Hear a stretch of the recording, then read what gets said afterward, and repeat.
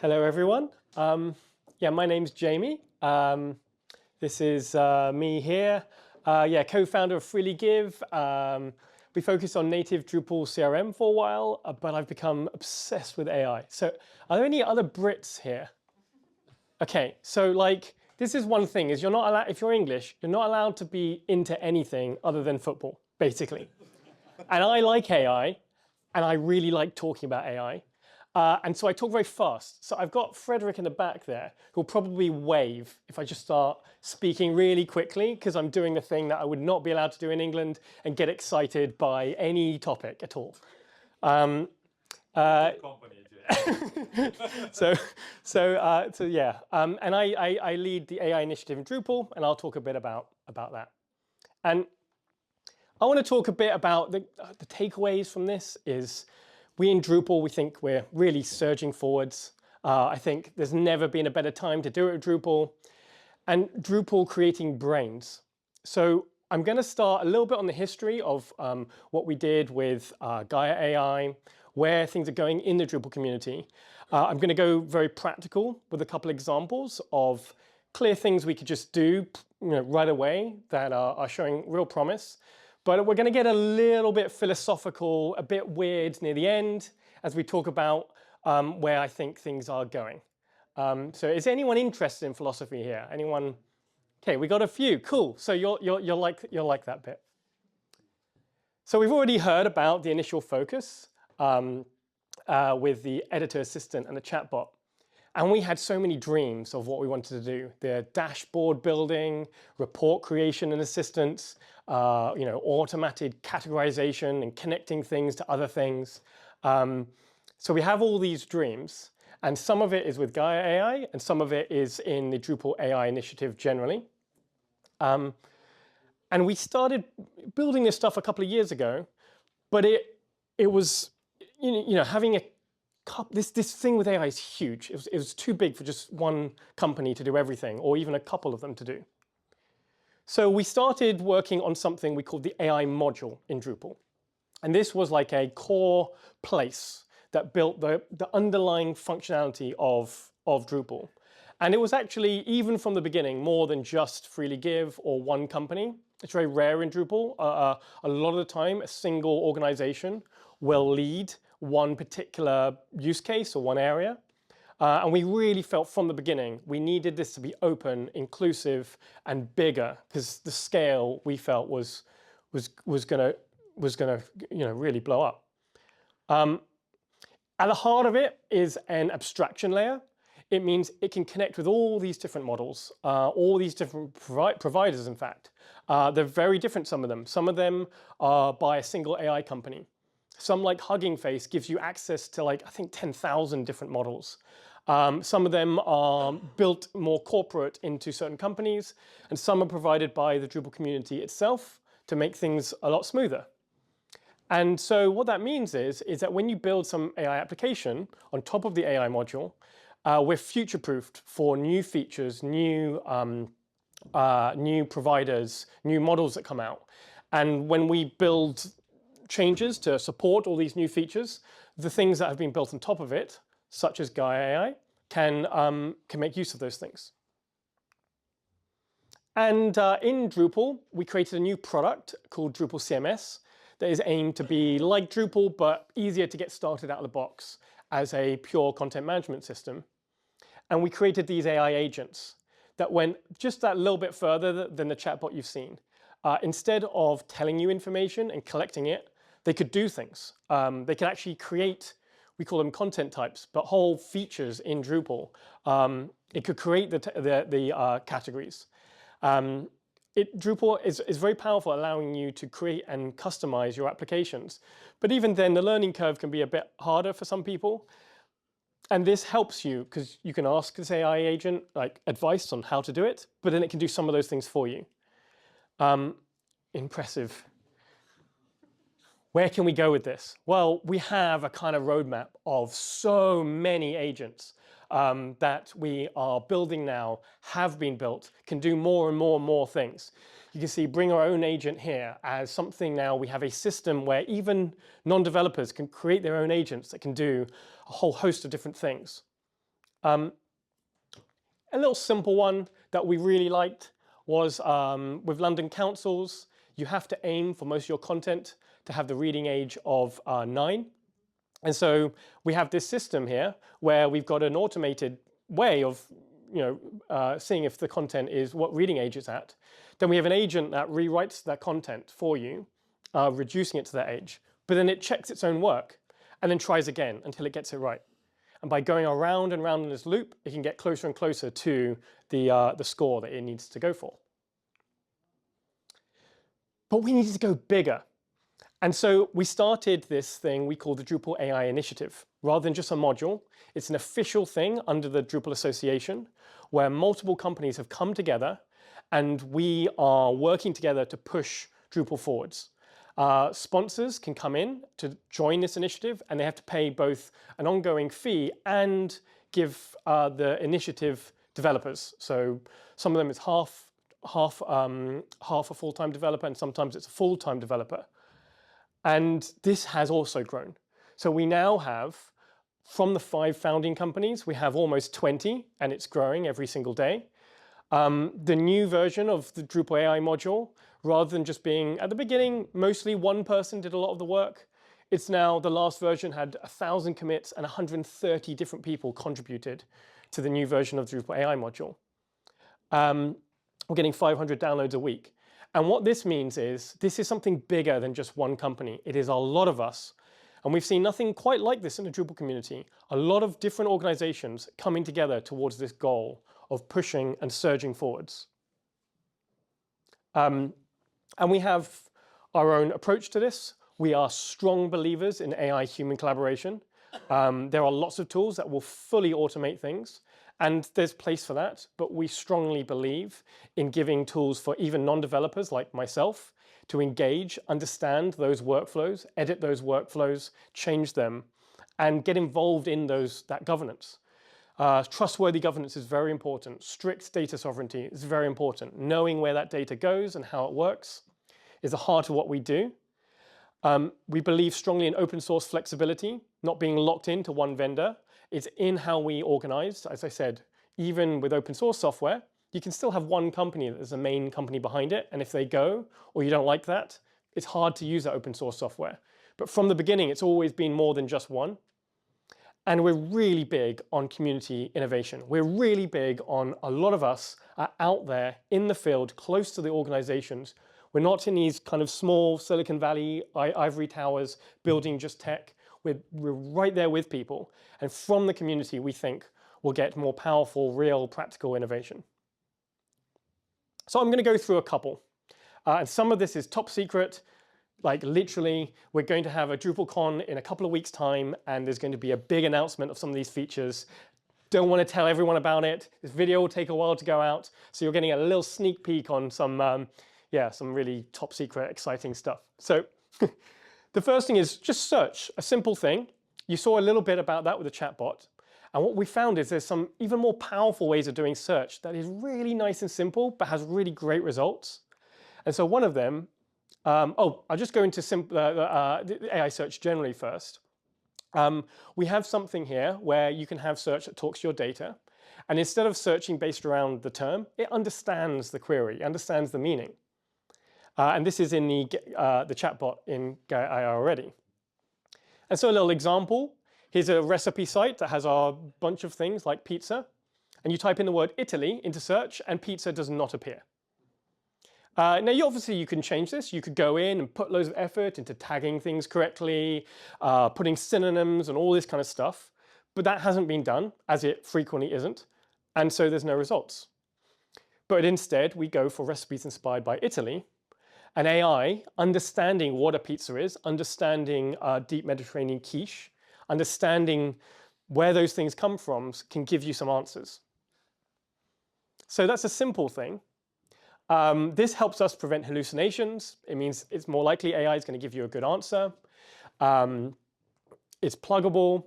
There's something called retrieval augmented generation that was all the rage talking about in 2023. I'm going to move past that for a little bit and start talking about this kind of new agentic search approach that we're taking. So this is this nice simple one, which is an AI assistant that helps you merely fill out the filters. So who's gone to a website and found a ginormous number of different filters that you have to go click, click, click, click, click before you can find anything? Who's done that experience? Who enjoys that experience and found it nice? No, okay. So a lot of you are going to get PTSD, I'm hoping not too bad, from seeing this list of filters on the left. And here's a site that we've been working with the European Commission. And you can do powerful things with these filters. They've put a lot of energy. It's looking at medical trials for a variety of different diseases and pathologies in different areas. And it's aimed at a technical audience, so these filters are powerful. And let's say you want to go along and say upcoming non-European clinical trials for lung cancer. Oh dear. Spain, Germany, okay, United States maybe, but from the beginning, the first thing you see is a European trial.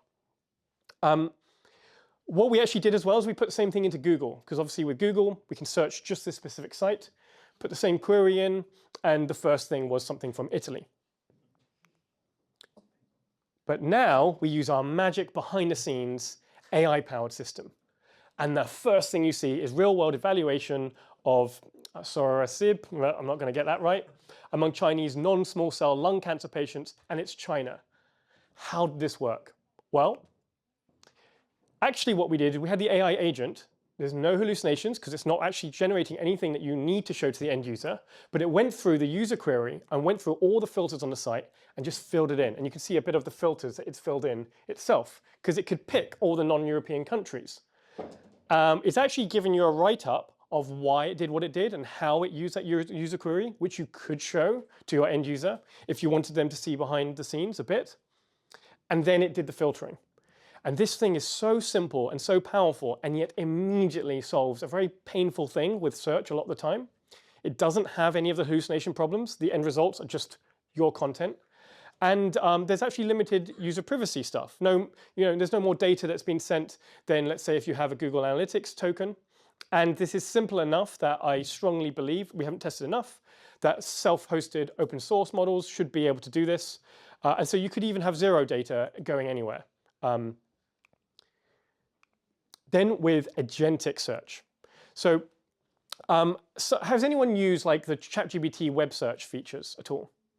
So what's interesting about this is the old way we did search is we did this thing called vector semantic search, and it required a whole new database, a whole new approach to indexing, and it is powerful, but you still had to do that work. With ChatGPT web search, they just use normal web search, but then they have an AI agent that checks the results, sees does it quite work, and then tries again. And so we've gone and done something like that, where we have now lots and lots of COVID studies, and you put in this thing about patient history of someone, and we're looking for guidelines on how to treat this person from this database. And this is a little bit, again, behind the scenes. It's a little bit technical. We've got this thing called, it's an explorer, that when you search it, you can see in real time the AI doing this, and this helps us debug what's going on. And what it's doing is it's searching through the database and then looking at each result and trying to figure out how relevant it thinks it is, and comparing it to all the other results it gets, and gives a write-up and summary of all of those things. The final result, however, is just a list of actual studies. So again, zero hallucination. But if I wanted to, I can click edit, and it's actually written a summary for why that paper, because it was able to look at the attached PDF, the actual paper itself, and it's done a summary of why that paper answers the user's question and why they've ranked it where it is. And this tool is something that, depending on how much time you give it, this deep research tool can go on longer and longer, combine it with lots of different ways to get some answers that when you expose it to the end user, they don't necessarily interact with AI, so you can't have... I had one situation where a friend of mine, their wife was a doctor, and a pregnant woman walked in and said, well, I started smoking as you told me to. What? Why? Well, I went on to Google, and the search results said at the top that we now recommend smoking for pregnant women. It's like, no, you can't do that, because what Google has done is taken the search results and written a summary, but it is hallucinated by LLMs, so it could say anything. There will be times, I think people are going to learn not to trust what AI says always perfectly, like you wouldn't trust a human to necessarily when they write that. But until that happens, we've got ways of making it so we can still benefit from it without some of the negatives. So the other thing we've worked on. And this is going to be a video, the landing page builder. Can we get AI to create us a whole page? It's important for us in Drupal. You get that with dashboards in Open Social. And a lot of the things we do, if we can't get it to make a page, they're not quite that useful for us yet. And so this is the thing that we're working on. Again, top secret, don't share this, don't film it and put it on LinkedIn or what, you know, all those places. But here you go. Is it going to play? Do I have to press again? Okay. So we have here a question. You can see it's thinking. It's kind of figuring out what it's doing. We now got the AI in the background building the template, creating a landing page about children of the future. This is a sort of like a basic thing. And what we're going to see now is all of these changes are being streamed in to our site. It's being built before our eyes in Canvas AI, the new page builder that's going to be a big part of the Drupal experience going forwards. It's got a web form that is created, inserted into the page, and now you can click preview and see what this page looks like. And there you go. I mean, can we get a clap for the people that have made... We actually created about 1.5 years ago a demo of this with Drupal that was kind of working. And I thought it was going to be a couple of weeks or months to go from our demo to something that we can actually release live. And it has taken a ginormous number of people a lot of time to get to a place where we can do that. And it will be based around your own context, your own information, your own design system. It's not just generating off the top of its own head. It's a real thing that can be used. And this is where we start getting a bit philosophical about the future, this word orchestration. So what we found was important was in order to achieve this stuff, we needed to start storing the context of your organization. We started needing your Drupal sites to know a bit more about you than you would usually use with an organization, but we need Drupal itself to know it, like your company information, your writing style, your goals, your purpose. It's very simple right now. It's just a little flat file for each of those things, and AI can pull in that and start knowing why you're doing what you're doing, all in this one place. And we're calling this the context center or context control center. But this is where we get philosophical. So I think, therefore, I am. I know it's not the exact quote, but I'm guessing everyone has heard this before, right? And so we saw earlier, AI was telling us it was thinking. And so this word thinking is what almost everyone in the AI industry has focused on.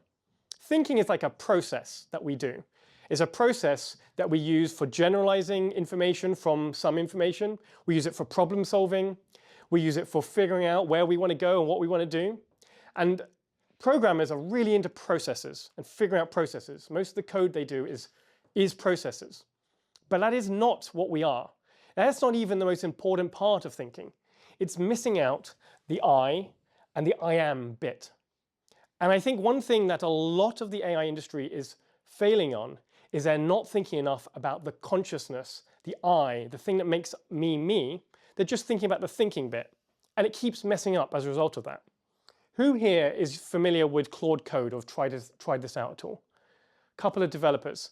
So accidentally, they made something. Claude Code is this tool. You can ask it to do something. It will just write code and build you something. But very quickly, they just threw out there something called the ClaudeMD file. It's a single file that is like the core memory and instructions of you. And it wasn't something that the AI team people put much effort into, just a file. But for anyone who's been using it, it's become the most important, most valuable space to get AI to do what you want, is managing your ClaudeMD file, managing your context, managing your goals and your purpose, and helping AI know what those things are. And this thing is actually very important to the concept of consciousness. When we talk about intelligence, there's a thing doing the thinking. There's a thing that is intelligent. It's us. It's a being. And what is that being? It has memory. It has goals. It has ways of sorting between short and medium-term memory. And I believe in order to achieve really good AI solutions, we need to build our brains. And so that's the next thing, is Drupal creating brains or creating consciousness, sort of. It's like we don't just want some tool that just uses some LLM to solve a particular problem. We need to build something like the consciousness of your organization. I heard that term like a living knowledge map. And I thought, yeah, like the living knowledge map concept is getting closer. But even then, we're more than just a living knowledge map. We're a living knowledge map with goals, personalities, emotions, different feels on certain days. And so I think the future is going to be really pushing this concept of orchestration, of storing our context, of developing this further to make it easier and easier to store more information about those. We've already got tools so that this context can be used across your site, but it's different for a particular page. There's different permissions for how those contexts are used in different scenarios. And we're really working on making the tooling behind AI easier and easier to understand and use. So these flows of what AI is doing and how it's thinking can be exposed, and you can see and understand those steps. This is a very limited form of consciousness, but it's the place that we think is going to be the next big thing that you're going to really need to focus on to create successful AI applications, a place that understands your organization, your goals, why you're doing things, what worked, what didn't work. In the same way you mentioned about how some projects failed because you weren't accessing that information, I would say that's how AI agents regularly fail to do what they're asked for, is because they don't have a good way of getting that, or knowing the flows and processes it should go through, or knowing where to look or not. It's not there yet. And that's something that sits outside of just an LLM or what OpenAI provide. It's something we in our organizations need to build, the kind of consciousness there. So thank you. We've got a workshop tomorrow where we're going to go deeper. I want to hear from you what you liked, what you want to see more of, what use cases you'd be excited. The question I asked, I love knowing what is like the hardest, most difficult things, the most valuable things to go for. I want to hear from you about that, and we can go into more detail about how these things are made and what we can do with them. And it would be really interesting to know the next generation of Gaia AI from you. What would you like to see from this in there? What are the kind of things that like grab you? Yeah, thank you.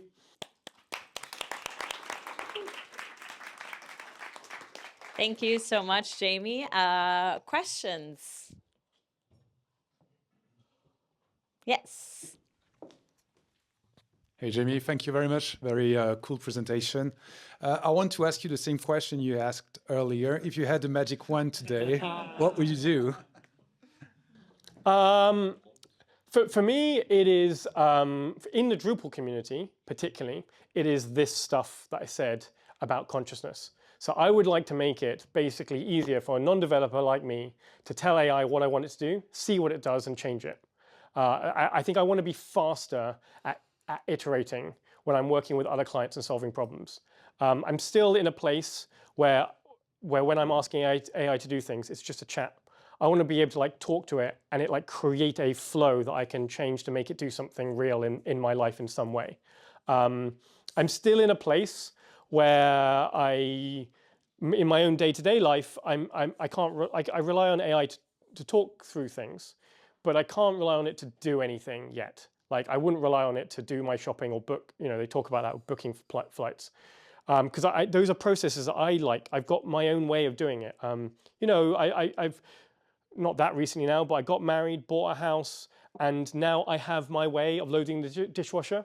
And I don't have wooden spoons in the dishwasher, and I've had many years of other people putting wooden spoons into my dishwasher, and I can't say anything because we're co-living. And I want to be able to make my own thing. So in my own personal life, I'd like that. But in the Drupal community, getting that page builder to really make something that is unique to your organization, that reflects something unique to you. In the old world of SaaS, it was all about how can we make a tool that solves 90% of your problems for 90% for loads of people. And I want to move away from that. I want something that is personalized to me and what I need, rather than just something that I have to like piggyback on what everyone else is doing.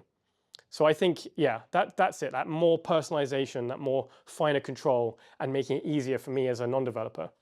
That's the thing I'm most excited by. Cool.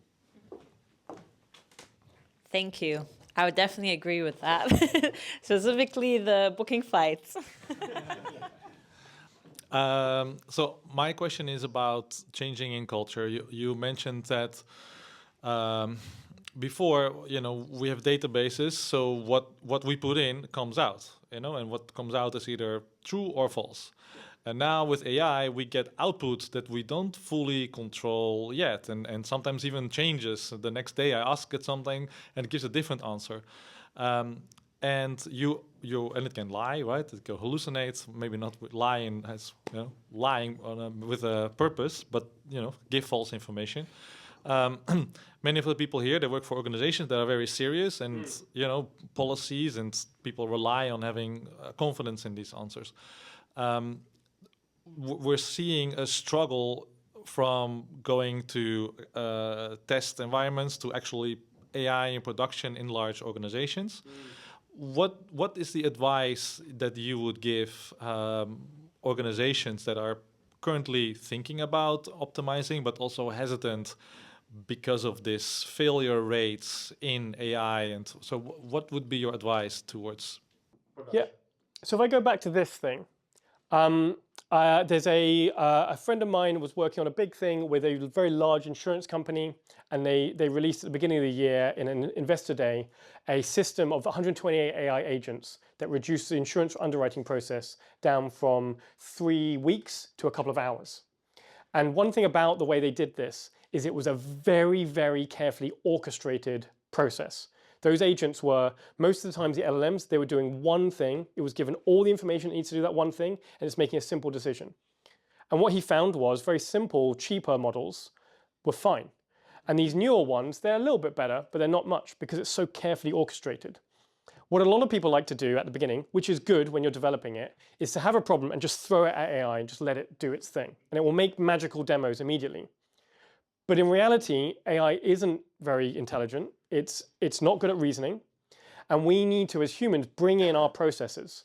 So if you can map out the process of how if you had a human being who was like an absolute genius, really good at pub quizzes, sitting next to you with like loads of general knowledge, but they're like 20, they've had no real life tacit knowledge, as was mentioned before, about your problem. How would you describe to them the process of how they would solve that for you? If you can map out that process, I think you can make AI applications much more likely to be successful. And we have seen that in some big migration things that we've been working on. And then if you look at these things, if you can bring a mixture of very clear deterministic processes, like when you do this, do that, combine it with AI. And so AI is only doing the bits that can't be done with normal deterministic stuff. It's doing the unstructured stuff or to structured. It's like taking some text, putting it in fields. It's getting a sentiment analysis or something. If you can let AI focus on what it does really well, and your other stuff focuses on things that you've really finely tuned, I think that would be really powerful. And so if we were talking about, in the UN example that you was talked about earlier of having everything at my fingertips, the natural result will be put it in a massive semantic search database, immediately it gives me an answer. But actually trying to figure out like, well, what if I had it at my fingertips and I had infinite money and an infinite chain of humans, what would they do to give you your answer straight away? What would they think about? What would they research? If you can map that out, then we can create those mappings with our tools. And I think that will make everything more successful in production. And we have seen we have seen results where things that have worked a lot better because it's more carefully orchestrated. So when Gaia said we have 7,000 projects live, what would that mean? Looking at what is a project, what makes a project, what are the steps in the project, and what are decisions that somebody, wherever they are in the world, need to make at one point, and how can we get experience and data to help somebody go through this process and help them on their individual basis based on the knowledge. So would that work for supporting people wherever they are in the world with their project? Or And if we could do what you've suggested of like taking that person, knowing where they all are in the 6,000, we could build tools to help a human do it. More and more we'll be able to automate with AI, and you'll get closer and closer to the final magical thing of I just type in an answer and it just gives me all the things I need. But to get there, we need to map out, well, what would you do if you were a human doing it? And I think, and then we need to build that map, that process into how our AI systems work. Awesome. I think, we can do one more question. Do you have a question? I'll come to you. Just one something. Thank you. We often say that the success of an AI project is based on the quality of data, the ethics, the fact that the data is coming from human, because data coming from AI to AI and from AI to AI will decrease the quality and so on and so on. I understand the concept of orchestration. I can't say it, but I understand. So how would you describe the role of the human in that control of quality, ethics? Is it every time checking every little 140 steps? Or how would you articulate it? Because we often see the role of communities as a kind of virtuous circle to start rolling out to make AI projects perfect. How would you describe this? So what I would do is I would start again by looking at the human processes we use to solve exactly those things. So like in the claims system, you'll do things like you'll have a hierarchy. So you'll have some low junior people that have just come in, and you'll have people higher up, and they will design a lot of the time the processes for doing customer support, for example. Then you'll have your design training days, and those training days are ways of telling that newcomer how exactly to work. And then you have QA processes where you'll check. So you don't want to check everything, obviously, that kind of doesn't work. And the more you check, the higher degree of accuracy you have. But actually in an organization, you can't get a customer service support process that's 100% accurate all the time, even with people. You can't get a claims management process that's 100%. So you're going to want to pick an amount that you're aiming for, and then you can design your checking processes around achieving those goals. And so I would always go back to, again, how would I build our whole system around humans doing it, and then try and implement something with AI to mimic that and copy it as much as possible. And again, we've seen some pretty good results in that. A lot of the time you find with AI, where it gets things wrong are super obvious to any human. So there was a horrible car crash where like a driverless car couldn't tell the difference between a white van and the sky. And we're really good at that. Whereas there's loads of times when Teslas have saved people's lives because they can calculate the relative velocity of that thing going there. It's going to crash with that, and I know I have to veer off. So the things that AI is really good at, we tend to be worse at. And the things we're amazing at, AI is worse at. So if you have a QA process, it's usually quite quick and easy for a human to go, oh, okay, it's getting that completely wrong. I need to figure out where. It's why in the orchestration tools, with AI, one big thing we're doing is we're logging everything compared to other tools that don't, because you really actually, a lot of the time when something goes wrong, you need to drill in and find out which step has done something strange and weird. And so that, yeah, I hope that helped answer your question. Thank you so much. I'm very glad you're not very English, because your excitement is contagious. And we'll continue it tomorrow, which I'm excited about your session. Thank you so much, Jamie. Thank you for being here.